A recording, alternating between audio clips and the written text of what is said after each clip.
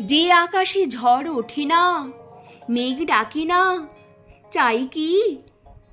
রোদ ওঠে না, জল পড়ে না, ভালো লাগে তাই কি? যে পথে নেই পিছলে পড়া, হোঁচট খাওয়া, দুঃখ, গড়িয়ে যেতে সে পথে যে পায় মজা সে মুখ্য।